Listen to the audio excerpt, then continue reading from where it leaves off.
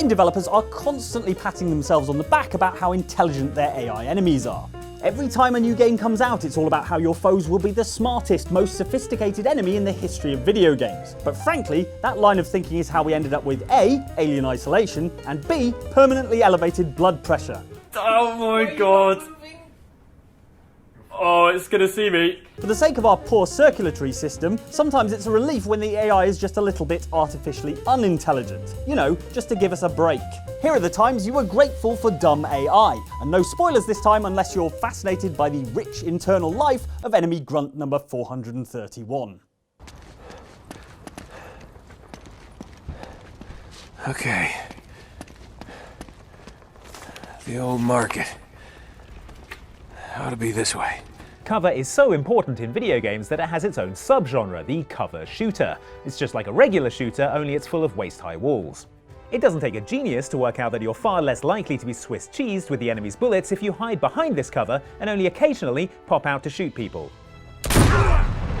Credit where it's due, your enemies tend to have worked that much out at least. What they haven't realised is that you shouldn't pop up in exactly the same place every time at regular intervals, because that hands something of a tactical advantage to the player. What is this, a spaghetti western? No, you guys carry on, you're fine. What's most ridiculous is that even by moving just a foot to the left or the right behind the cover, they wouldn't be putting their precious heads directly under your waiting crosshairs. Someone should probably tell them. Who's their line manager? Is it this guy? Oh, and wait until these guys hear about blind firing from cover, which is going to blow their minds. Only it won't, because they won't be being shot in the head. You know what I mean?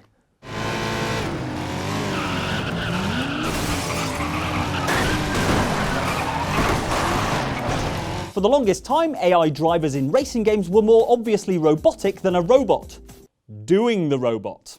After peeling away from the grid, the AI drivers would all politely line up on the racing line and snake their way around, waiting for you to intervene with your chaotic, organic human driving skills.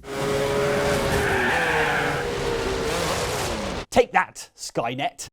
All that changed when Race Driver Grid arrived, promising not just action-packed racing, but realistic human errors that would make the AI feel far more lifelike than in any racing game before it. Someone spun out. That's Nick Ganatian. And every so often it would actually work, with you applying psychological pressure while chasing the car in front, causing them to balls it up in a totally convincing manner. The rest of the time it just looked like they were terrible drivers, or that they'd suddenly dropped their ham sandwich into the passenger footwell and crashed while trying to retrieve it. Hey, the 5-second rule still applies inside a racing car. Grid's AI drivers will often just forget to turn corners and plough into the barriers, or spin like they just yanked the handbrake instead of the gear stick, even when they're not in the middle of a battle with another car.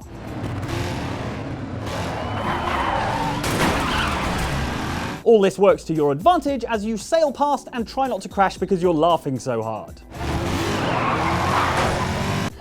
Stupid AI drivers, driving is easy, which is why I, a human, hereby resign to become a professional racing driver.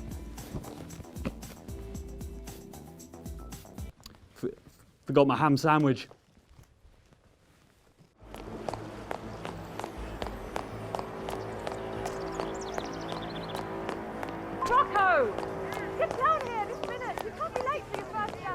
When you're a video game goon guarding a secure facility, you better hope you don't get stuck with what we call pit patrol.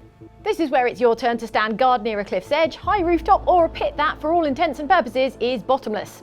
Which is tantamount to a death sentence for these poor suckers, because they're always wandering inches from the precipice, with nary a safety rail to catch them in case of slips, trips, or hitmans dangling over the side, waiting to drag them to their death.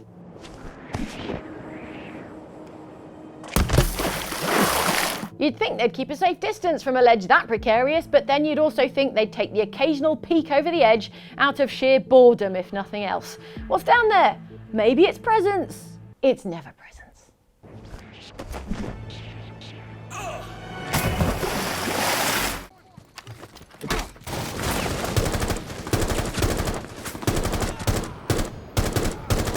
Rainbow Six Siege is what we in the biz call a tactical shooter, because you're supposed to employ tactics before you shoot things, which I don't know how that would work, because are you supposed to throw them on the floor and your enemies trip up on them, or? Those are Tic Tacs!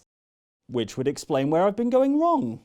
Lucky for you, the bad guys don't fully understand tactics either. Although if we had a better understanding of the motivations of the shadowy terrorist organisation White Mask, we'd know if self-sabotage is a vital part of their credo.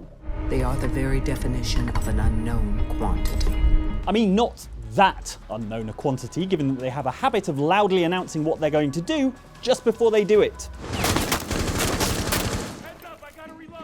Like in so many military shooters, the enemies in Rainbow Six Siege's terrorist hunt mode will shout to let you know when they are reloading, which is the exact moment that they are vulnerable to you rushing out and serving up a lead sandwich with a side order of death. Ooh, and some rosemary fries.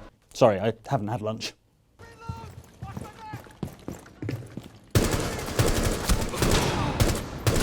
Anyway, shouting that you're reloading is like me ringing the doorbell to tell you that I'm about to come in and burgle your house. In general, the White Mask foot soldiers make a ton of noise, especially when you whittle them down to the final 3 and they practically queue up for the privilege of being shot by you. Op 4 eliminated. You've only got yourself to blame, chatty Cathy.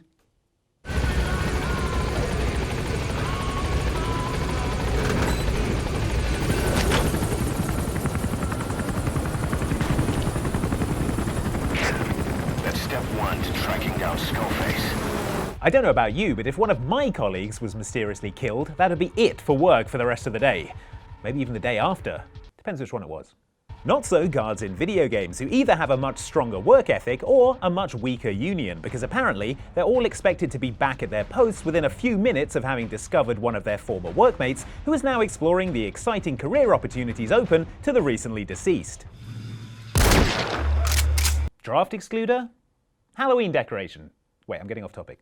Take the guards in Metal Gear Solid 5, for example. For them, apparently official protocol on discovering one of their dead mates is to do a cursory search of the area and, if nothing is found, return to thinking about what they're going to have for lunch.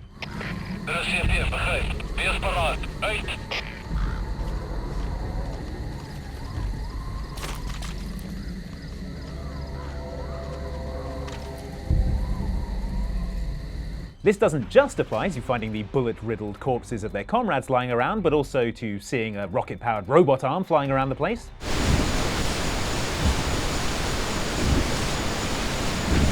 Or watching their friends be yanked into the sky by a giant balloon.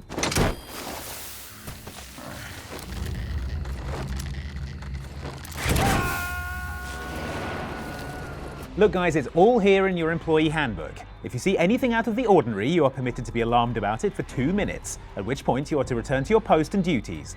Thursday's lunch is tacos. Man, I can see why they wanted to get back to thinking about it. It's all very convenient for Venom Snake because it means you can clang around various secret military bases, but honestly, you'd expect better from a military force that's well trained and intelligent.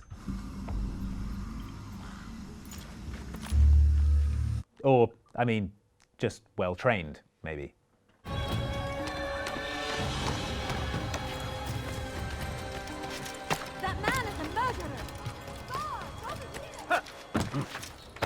I'm no military strategist, as demonstrated by my insistence that the knights in chess are called horses. Mike, that's the mouse from Mousetrap. But even I can tell that when you have superior numbers, like any enemy force in almost any video game, the best strategy is to use those superior numbers to overpower your single heroic enemy, aka the player. I believe Sun Tzu called this the ancient art of the dogpile. And Sun Tzu's The Art of War was published in the 5th century BC, so the soldiers in the first Assassin's Creed game set in 1191 AD have no excuse for not boning up on military tactics.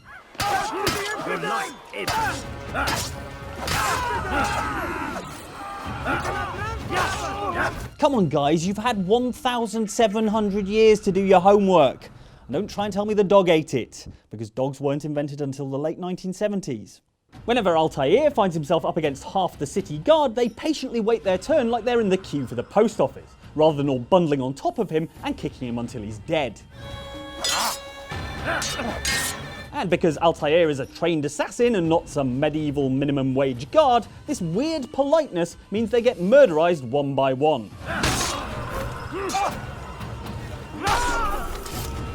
Hey, as my grandma always said, manners cost nothing.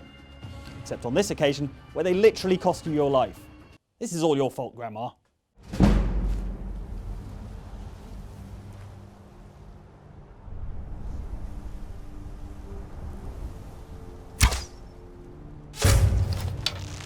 Now, I've personally never been shot with an arrow, but I suspect that when you do get hit with one, you have a reasonably good idea about where it came from. Like that. This very modest bit of CSI-style detective work is beyond the villains of Skyrim, however, to whom it will never occur to just look at the angle the arrow is sticking out of their neck and deduce that that's the direction in which it originated. I know I heard something. This is so long as you, the brave Dragonborn, are crouched hidden in the shadows in Dragonborn stealth mode, one of the legendary powers of the Dragonborn.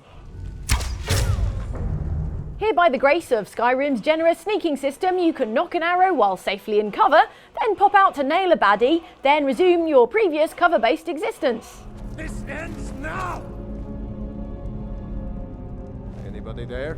Because said baddie didn't have quite long enough to be sure he saw you squatting in the distance over there, and the stealth eye isn't all the way open, he's none the wiser from whence this spontaneous piercing came. What was that? Such is your good luck as the chosen one that the baddie won't clock you, and you can repeat this manoeuvre ad nauseum, or at least ad corpseum. And after he dies of arrows, you can jog on up, yank them out, and disappear into the night. When his equally dim friends find his body full of arrow holes, who knows what they'll think? Acupuncture session gone wrong? Really heavy hailstorm? He tripped and fell on a porcupine? Yeah, that's probably it. Case closed.